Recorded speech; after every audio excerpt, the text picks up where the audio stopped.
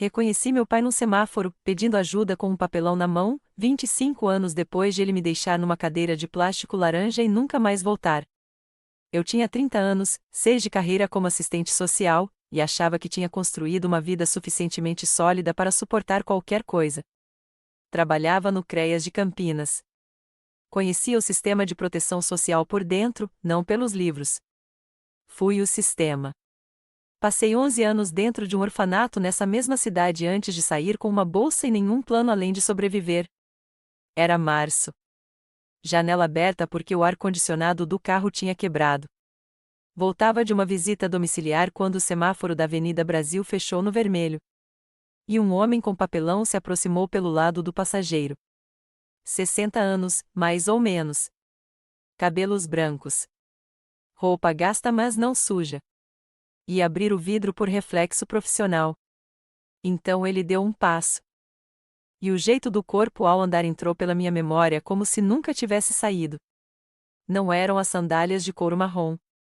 Mas o peso distribuído no asfalto era o mesmo que ficou gravado em algum lugar do meu sistema nervoso quando eu tinha 5 anos e esperava numa cadeira de plástico laranja por um pai que não voltou. Fiquei imóvel. O semáforo abriu. Eu não saí. Eu nunca planejei que ele fosse ficar. Achei que ia resolver a documentação, encaminhar para o programa de habitação, e a história ia ter o fim técnico que eu sabia dar. Processo concluído. Caso encerrado. Arquivo salvo.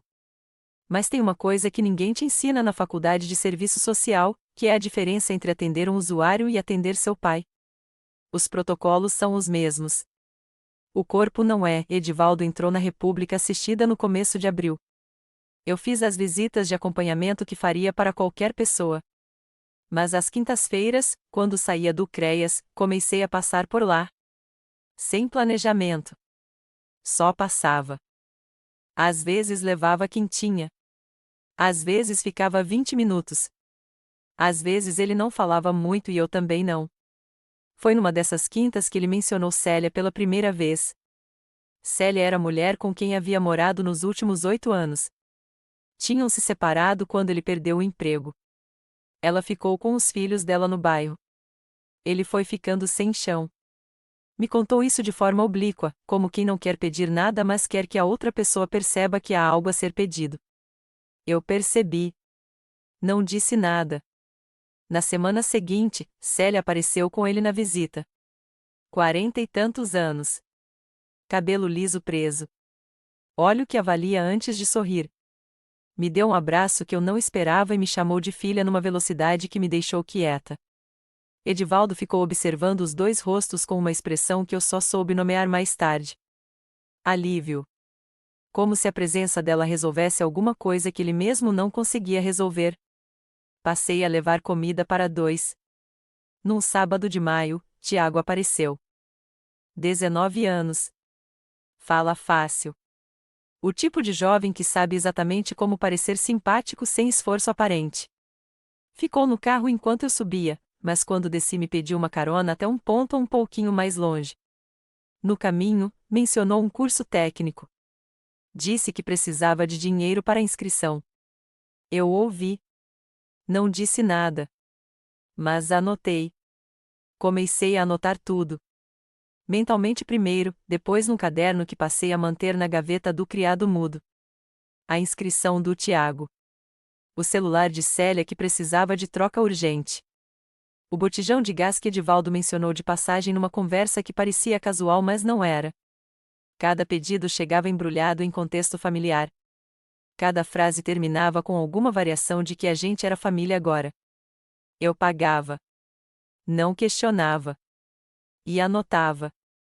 Porque eu sabia, com a mesma precisão técnica que uso no trabalho, que quando alguém testa um limite pequeno e não encontra resistência, o próximo pedido não vai ser pequeno. Eu estava esperando o próximo. O jantar foi ideia de Célia. Vamos comemorar os 3 meses que você encontrou seu pai, ela disse, com o tom de quem está fazendo um enorme favor para você. Eu cozinho. Mas cozinharia na minha cozinha, com ingredientes que eu compraria, na minha casa que eu tinha reorganizado para caber uma mesa maior porque alguém tinha comentado que era pequenininha para uma família. Cheguei às 6:30. A mesa estava posta. Tiago estava no sofá com o controle remoto. Edivaldo estava sentado à cabeceira como se sempre tivesse sentado ali. Célia saiu da cozinha com um avental e um sorriso. Chegou bem na hora, ela disse. Sentei. Servi. Comi. No meio da conversa, Célia abriu o que ela chamou de um assunto de família. Tom sério mas quase festivo, o tipo de seriedade que parece uma surpresa boa sendo segurada a tempo. Edivaldo estava envelhecendo. A República Assistida não era lugar para ficar indefinidamente. Tinha um apartamento no Jardim Proença, um quarto, sala pequena, aluguel bem razoável. O Tiago poderia dividir com ele. Já que os dois precisam de estabilidade, ela disse, olhando para Edivaldo. Então virou para mim. A gente sabe que não é fácil pedir. Mas família é isso. Não é, Elaine? A gente se apoia. Eu estava com o garfo no ar. Tiago olhou para a mesa. Edivaldo olhou para as mãos. Célia me olhou nos olhos com a confiança de quem já calculou a resposta e está esperando a confirmação. Ela queria que eu pagasse o aluguel dos dois. No apartamento cujo valor ela já tinha pesquisado, cujo endereço ela já sabia, cujo contrato ela tinha impresso numa pasta em cima da geladeira. Eu vi quando passei para pegar água. Falou tudo isso com a palavra família 6 vezes em 4 minutos. Eu contei. Edivaldo não falou nada durante toda a conversa.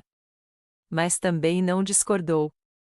Ficou com os olhos nas mãos com a expressão de quem sabe que está participando de algo que não deveria, mas não tem energia para sair.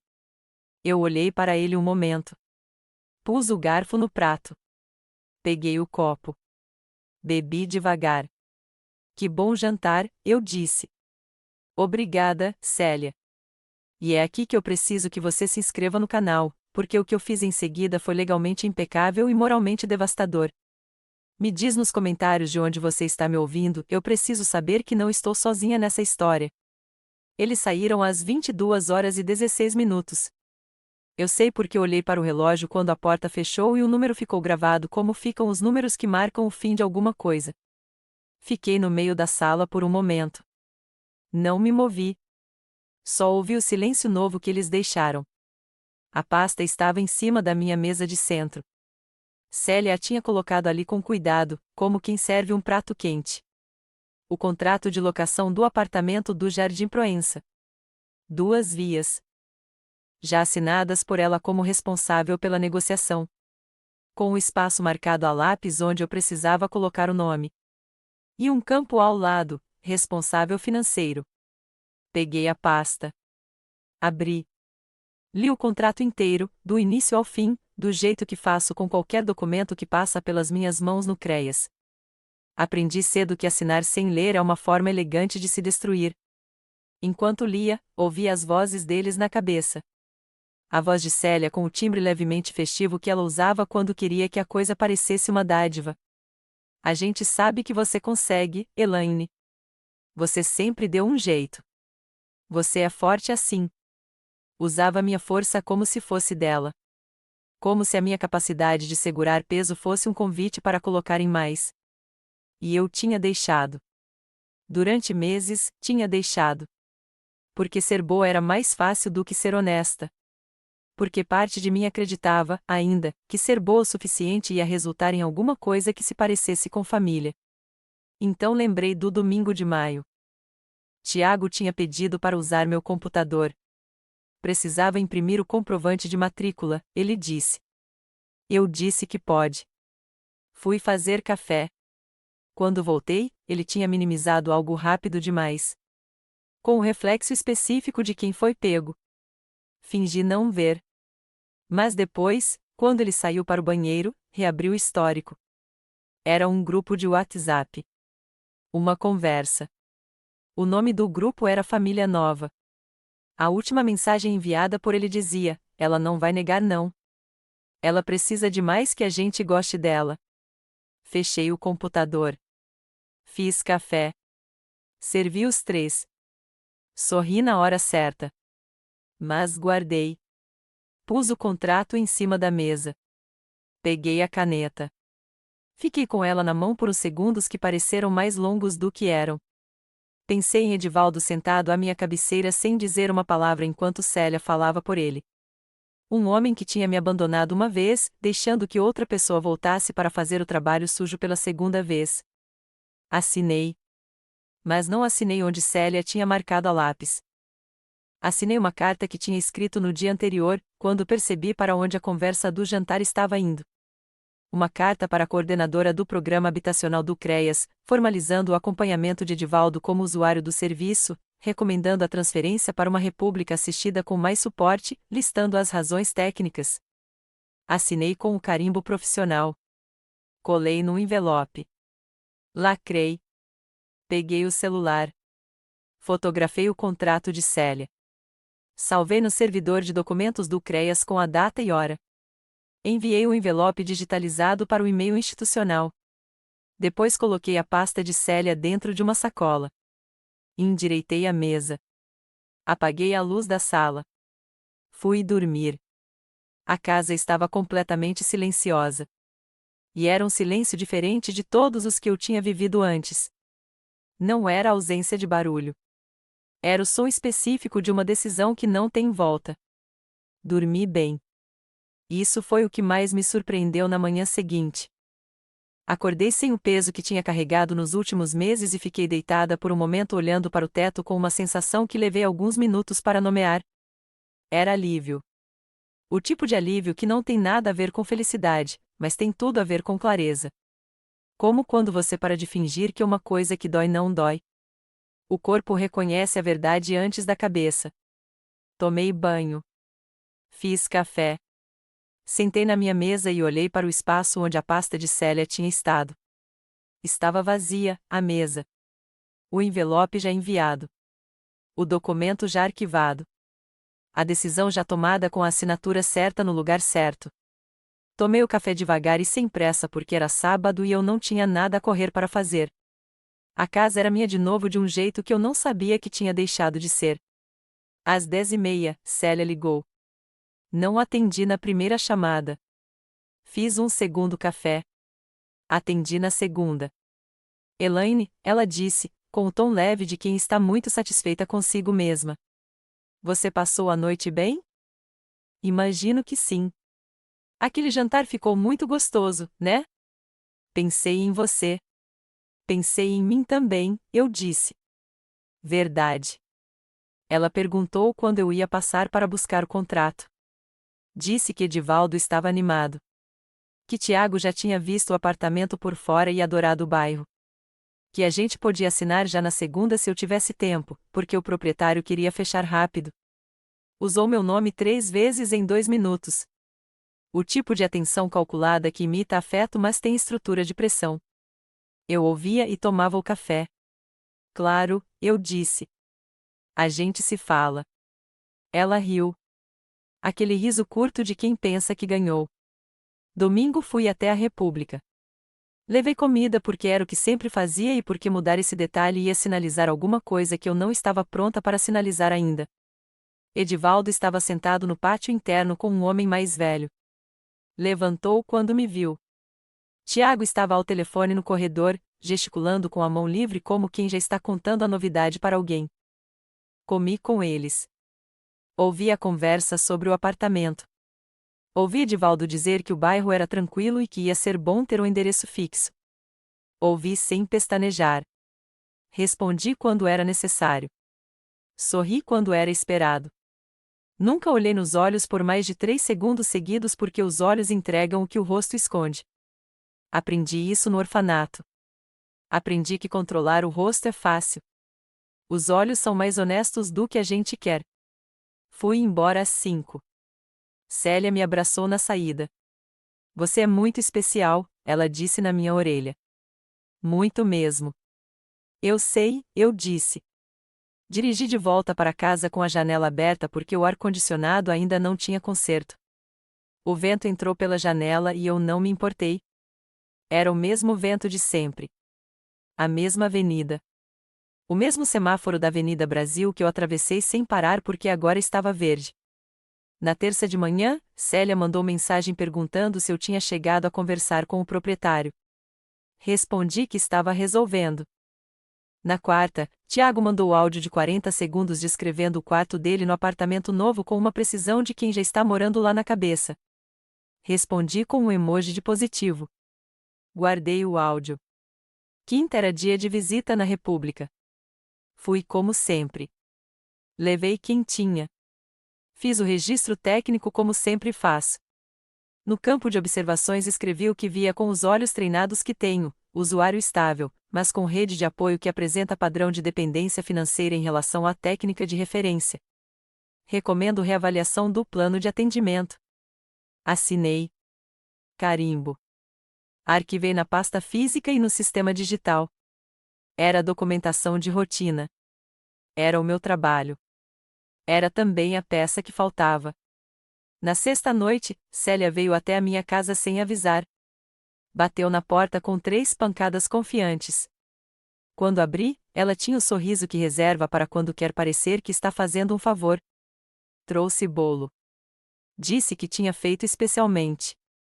Entrou sem esperar ser convidada. Sentou no sofá que ela mesma tinha ajudado a reorganizar semanas antes para caber uma mesa maior para a família. Quer café? Eu perguntei. Quero, ela disse. E depois a gente assina aquilo logo, né? O proprietário tá bem ansioso. Fui para a cozinha fazer o café.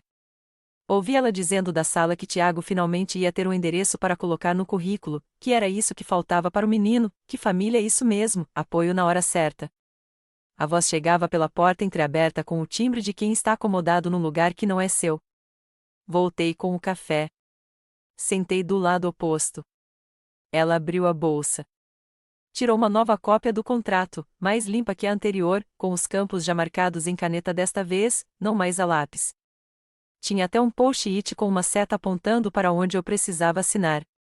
Então olhou para mim com um sorriso largo e disse: finalmente a gente vai ter a vida que merece, né, Elaine? Eu olhei para ela. Para o contrato. Para ela de novo. E sorri da forma que aprendi a sorrir quando preciso que o rosto não diga nada além do que o rosto precisa dizer. Finalmente, eu concordei. E tomei o café. O aniversário de Tiago foi num domingo à tarde na casa de Célia. Ela tinha ligado na semana anterior com o tom de quem convida mas na verdade convoca. Você vem, né, Elaine? Nem foi pergunta. Fui. A casa era pequena e cheirava a bolo de laranja. Havia 8 pessoas que eu não conhecia e que me foram apresentadas com variações do mesmo título, a filha do Edivaldo. Cada vez que eu via isso eu sorria da forma certa. O sorriso que não diz nada além do que precisa dizer. Edivaldo ficou perto de mim por toda a tarde com uma atenção que parecia meio culpada e meio orgulhosa, alternando entre os dois sem conseguir escolher um. Tiago abriu os presentes com o entusiasmo calibrado de quem já sabe o que vai receber. O envelope que eu tinha levado ele guardou no bolso sem abrir. Depois, na hora do bolo, veio até mim e disse baixinho: adorei, obrigado. Os olhos avaliavam alguma coisa que não era o presente. Eu tomei o suco e não disse nada. Foi no café que Célia trouxe um homem que eu não tinha visto antes. Camisa social. Cabelo grisalho. A linguagem corporal de quem gosta de ser reconhecido no ambiente. Esse é o Dr. Márcio, ela disse. Advogado. Muito amigo da família. Ele me cumprimentou com a firmeza de quem já sabe quem eu sou. Então foi direto: a Célia me falou do apartamento. O contrato está encaminhado para a imobiliária, mas o responsável financeiro precisa apresentar a declaração de renda original e o comprovante de residência atualizado. Pode trazer na segunda-feira? Eu não pisquei.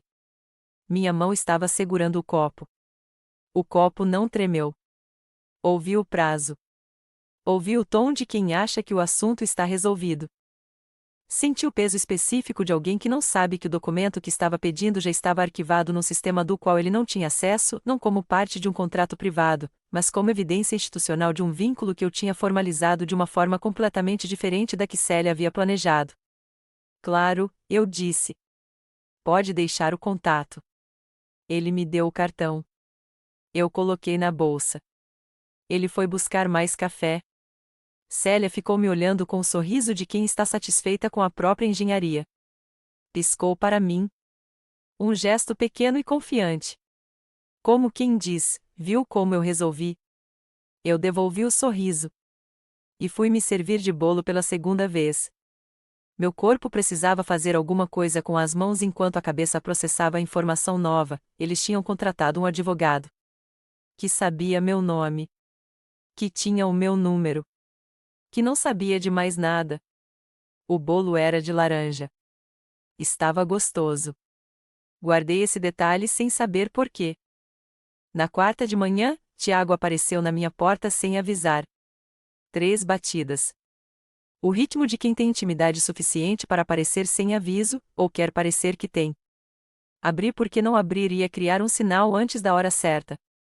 Precisava usar o banheiro, ele disse. Estava passando por perto. O shopping estava interditado. Entrou antes de eu dizer pode entrar. Eu estava com o notebook aberto na mesa da sala. Na tela, o sistema do CREAS. A ficha técnica de Edivaldo aberta. O campo de observações com o meu comentário sobre padrão de dependência financeira. A recomendação de transferência. O encaminhamento formalizado.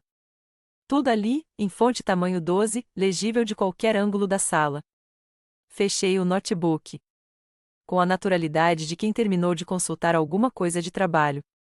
Mas fiz 2 segundos mais rápido do que o movimento natural pedia.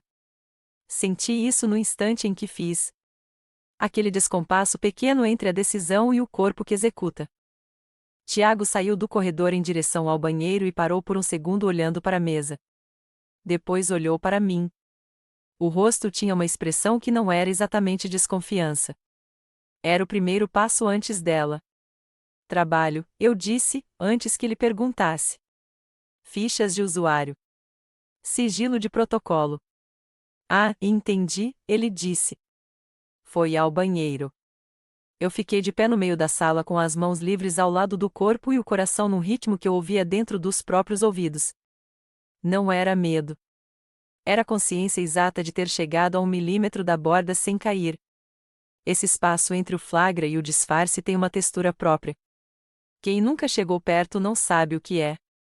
E no meio desse milímetro, com o barulho da torneira do banheiro chegando pelo corredor, eu tive um pensamento que me surpreendeu pela frieza: eles não fazem ideia do que eu sei. Tiago não sabia. Célia não sabia. O Dr. Márcio não sabia. Tinham construído um plano inteiro sobre uma versão de mim que não existia mais, se é que alguma vez existiu. Uma mulher que precisava da aprovação deles. Uma filha que ia dobrar porque tinha fome de pertencer. Essa mulher nunca foi eu. O que eu senti naquele momento, com as costas retas e as mãos quietas enquanto a descarga soava lá atrás, não era prazer exatamente. Era algo mais frio do que prazer. Era a sensação específica de saber que a arrogância deles estava construída em cima de uma fundação que eu tinha esvaziado enquanto eles dormiam. E quanto mais confiantes eles ficavam, maior era a distância entre o que achavam que estava acontecendo e o que de fato estava. Tiago voltou. Se despediu com a descontração de sempre. Saiu. Fui até a janela. Esperei ele dobrar a esquina. Voltei para a mesa. Baixei o arquivo completo da ficha de Edivaldo. Salvei em pendrive. Tranquei na gaveta. Depois liguei para Rosângela. Ela atendeu no segundo toque. Por um momento fiquei em silêncio. Então disse: preciso de uma testemunha. Alguém que saiba o que está acontecendo antes que eles tentem reescrever o que aconteceu. Ela disse: pode contar comigo.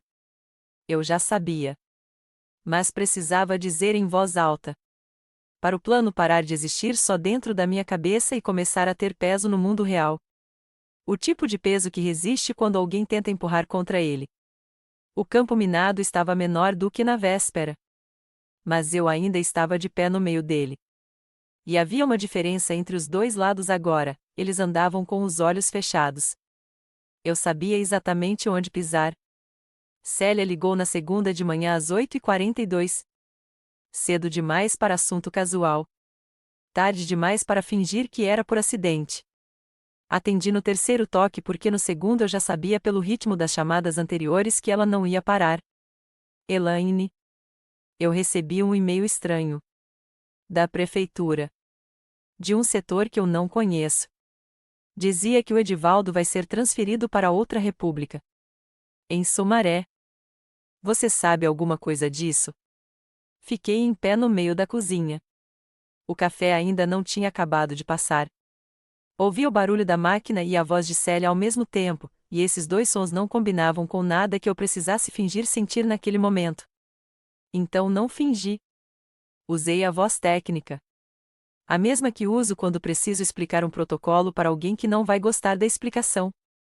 Deve ser rotina de reavaliação, eu disse. Acontece periodicamente com usuários em acompanhamento prolongado. Mas ele não pediu transferência. Por que ia transferir sem pedir? Porque o sistema de proteção social não funciona por pedido, Célia. Funciona por avaliação técnica. Silêncio curto. O tipo de silêncio de quem está processando uma informação que não era esperada dentro de um plano que parecia fechado. Eu ouvi ela respirar. Ouvi também o barulho de fundo do lado dela, vozes, uma televisão, o som de Tiago dizendo alguma coisa que eu não consegui distinguir. Então ela perguntou, com um tom diferente do primeiro. Menos levemente festivo. Mais direto. Você encaminhou alguma coisa sem me falar? O coração bateu um tempo diferente. Não acelerou. Ficou mais pesado. Tem diferença. Acelerado é medo. Pesado é a consciência de que chegou no momento que você sabia que ia chegar, mas não sabia o formato exato que ia ter. Eu faço encaminhamentos como parte do meu trabalho, eu disse. São registros internos do CREAS. Não tenho obrigação de informar terceiros sobre movimentações técnicas de usuários,